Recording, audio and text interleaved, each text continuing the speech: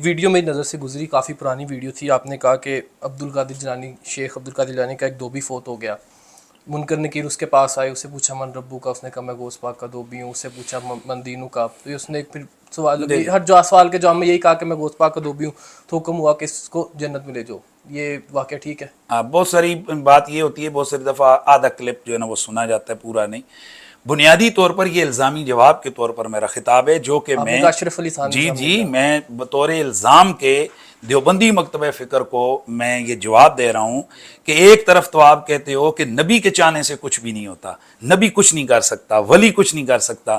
دوسری طرف آپ کے اکابر میں سے اشرف علی تھانوی صاحب اپنی اس فلاں فلاں کتاب کے اندر یہ لکھ رہے ہیں کہ غوث پاک کے دھوبی کی وجہ سے. تو اب یہ سوال آپ ان سے پوچھیں کہ یہ انہوں نے کہاں سے لکھا. میری بات سن لیں. یہ الزامی طور پر ہم نے اس کو جواب دیا کہ بھائی اگر عبدالقادر جیلانی پاک کا دھوبی اس نسبت کی وجہ سے اللہ تعالیٰ اس کو بخشت فرما رہا ہے تو ہمیں رسول اللہ صلی اللہ علیہ وسلم کی محبت ہمیں کیوں فائدہ نہیں دے گی. اگلی بات یہ کہ اس طرح کی جو چیزیں ہوتی ہیں یہ کوئی قطعی نہیں ہوتی ہیں کہ جن کو ماننا ضروری ہے اور جن کو نہ مانا جائے تو بندہ جناب کافر ہو گیا، یہ گمراہ ہو گیا.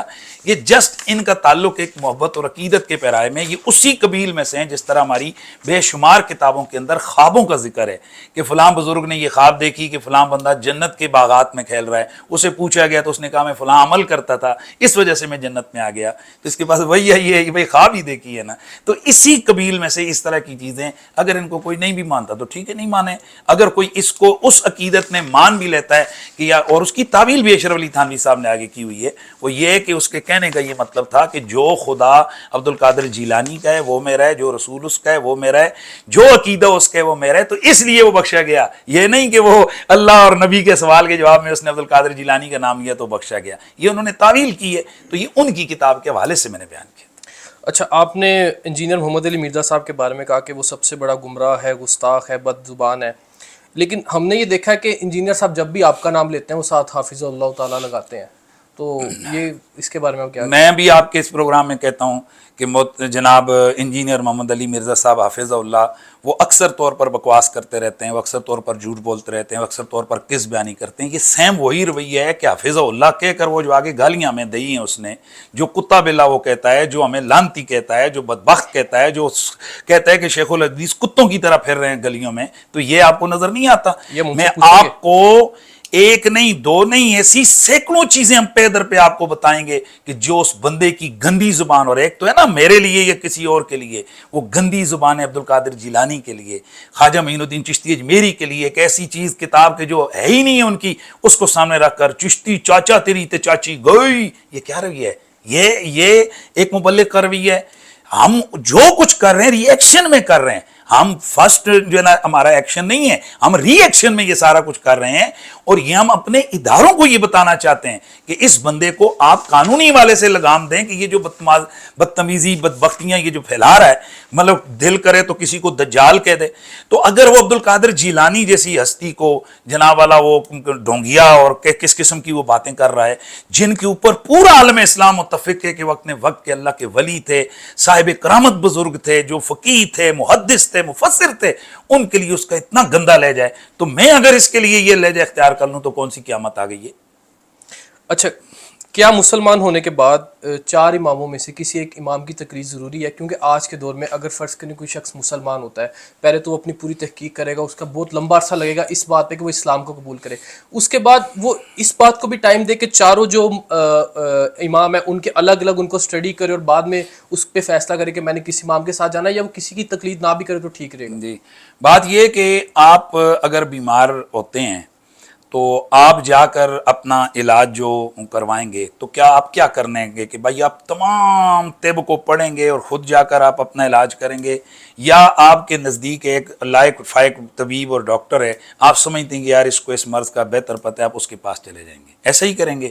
اسی طرح سے اگر تو کوئی ایسا شخص ہے کہ جو اتنا ذکی، اتنا جو ہے نا فہم والا ہے، اتنا فہیم ہے کہ وہ تمام اس کے جتنے بھی جو ہے نا قرآن و سنت کے جو ہے نا منابع مصادر ہیں یا قرآن و سنت کی جو ادلہ ہیں ان پر اس کی گہری نظر ہے، اس کو حلال حرام کے حوالے سے پورے کی پوری تحقیق ہے اس کے پاس، تو پھر تو ٹھیک ہے جی، وہ جو اس کے پاس خود اتنا بڑا علم ہے، اتنا زیادہ علم ہے کہ جو قرآن کی ہزاروں آیتوں کے تمام مفاہیم کو اول از آخر جانتا ہے، سینکڑوں ہزاروں حدیثوں ہیں اس کی نظر میں، ان کا سارے کا پتہ ہے، ناسخ کیا ہے منسوخ کیا ہے، تو ٹھیک ہے وہ اس کو سامنے رکھ کر جو ہے نا وہ اس پر عمل کرے. لیکن اگر ایسا نہیں ہے تو پھر کوئی نہ کوئی تو ایسا ہو کہ جس کی تحقیق پر وہ اپنا یقین رکھتے ہوئے اس کو وہ فالو کرے کہ بھئی یہ چونکہ قرآن و سنت کو سب سے بہترین سمجھتا ہے یہ جتنے بڑے بڑے لوگ ہیں، لہٰذا میں اس نے چونکہ ایک پورا تمام چیزیں ایک جگہ جمع کر کے مجھے دے دی ہیں، تو بجائے اس کے کہ میں خود جناب ہزاروں کتابیں کھول کر اس سے اپنے مسئلے نکالوں، یہ جو اس نے نکال کے ہمیں بتائے ہوئے ہیں حلال حرام بتائے ہوئے، ہم اس کے پیچھے چلے جائیں، تو میرے خیال میں یہ سب سے آسان طریقہ ہے. اچھا، آج کے دور میں اسلام کو جن بڑے فتنوں کا سامنا ہے اس میں سے الحاد ایک بہت بڑا فتنہ ہے جو کالجز میں اور یونیورسٹیز میں بہت تیزی سے پھیل رہا ہے. اب لیکن ہم دیکھتے ہیں کہ ہمارے علماء کرام ان موضوعات پر توجہ دینے کے بجائے وہ آپس میں ایک دوسرے کو کاؤنٹر کر رہے ہیں، جبکہ یہ جو ایک بہت بڑا ایک مین ایشو ہے جو نوجوانوں میں بہت تیزی سے پھیل رہا ہے، اس کو کاؤنٹر نہیں کیا جا رہا. تو اس کی طرف توجہ کون دے گا؟ یار یہ شرمندہ ہیں. اس پہ ہمیں بھی دکھ ہوتا ہے جب ہم سے کوئی آ کے سوال کرتا ہے نا یونیورسٹیز میں، تو ہمارے سچی بات علماء کرام سے سیکھنا اور ہمارے پاس سیکھنے کے لیے کوئی جگہ ہی نہیں ہے. دیکھیں سچی بات یہ ہے، ہم شرمندہ ہیں، ہمیں واقعتاً انہی چیزوں میں الجھایا گیا، ہم الجھ رہے ہیں، اور یہ ہمارے دشمن کی سازش ہے جس میں وہ کامیاب ہے. میری بھی اس میں غلطی ہے، ہم سارے علماء کی اس میں کمزوری ہے. اللہ میں معاف کر دے. دعا کریں اللہ میں اپنے اصل مشن پہ رہ کر کام کرنے کی توفیق عطا فرمائے. اسلام کی خدمت تو وہ ہے نا. جی بالکل، میں آپ کا بالکل اس حوالے سے بالکل آپ کی اس بات کی تائید کرتا ہوں. کوشش بھی کر رہے ہیں ہم لوگ. میں آج کل الحمدللہ میرے جتنے بیانات ہو رہے ہیں میں ٹوٹل اس کو فوکس کیے ہوئے ہوں. ٹوٹل تو نہیں آپ کہہ سکتے، یہ بھی شاید وہ زیادہ ہو جائے، مبالغہ ہو جائے، لیکن میں آلموسٹ آج کا بھی میرے دن کے جو لیکچرز ہوئے ہیں، بیانات ہوئے ہیں، ہر جگہ کوشش کرتا ہوں کہ اس حوالے سے میں تھوڑا تھوڑا جو ہے نا میں اپنے لوگوں کو اس فتنے سے آگاہ کروں. تو آپ کی بات درست ہے کہ ہم غلط جو اس وقت ضرورت جس چیز کے آگے بند باندھنے کی ہم اس کی طرف کم ہیں. ہم اپنی جو آپس کے چھوٹے چھوٹے نزاع ہیں ہم ان کی طرف زیادہ ہماری توجہ ہے، اور میں سمجھتا ہوں کہ ہمیں اس کی طرف زیادہ توجہ دینی. لیکن اس ٹاپک پہ بھی کچھ لوگوں نے کام کیا، جیسے جوید احمد غامدی صاحب ہیں یا ڈاکٹر ذاکر نائک صاحبہ، ان کے بارے میں آپ کچھ کہنا چاہیں گے؟ آپ دیکھیں غامدی صاحب کی تو خود جو نظریات ہیں وہ تو اسی طرح ہے کہ آپ ایک مسئلے کو حل کرتے کرتے دوسرے آپ جو ہے نا ایک کھو سے نکل کے دوسرے کھو میں اتر جائیں.